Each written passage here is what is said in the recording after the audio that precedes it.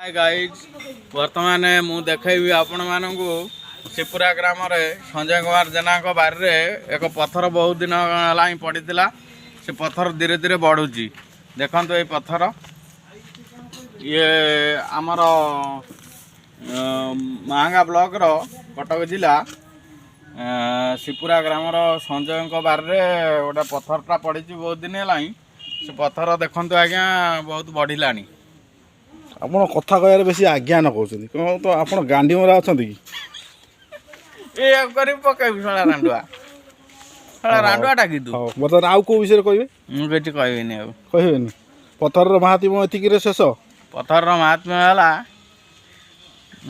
ବୁଟୁ କଣ୍ଡୁଆଙ୍କ ଗାଣ୍ଡିରେ ପଥରଟା ପଶିବ ନା ଆଉ ଇଏ ପାପିଲ ଚରଣ और टुकु सारे जो माने जो ग्रुप रे जो कहउचंदी जो वीडियो कॉल करचंदी जो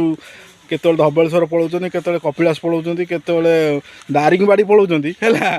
ए विषय टे कहबे कि आपण एते जल्दी एते फास्ट केमती फ्लाइट रे जाउचंदी कि ट्रेन रे सफर करचंदी कि हमर गाड़ी माध्यम रे जाउचंदी साधन कोन आपनकर पंचलिंगेश्वर मु चाली चाली जाइदेली पंचलिंगेश्वर रु चाली चाली क्षीरचोरा गोपीनाथ गली क्षीरचोरा गोपीनाथ रु पुनी चाली चाली धबलेश्वर कपिलास गली पुणी चाली चाली घर को फेरली सडनली पुणी ये पत्थर के संजय जेना बारी रे पाइले आपण साडा तो बुलुतले एठी केंती पाइले एठी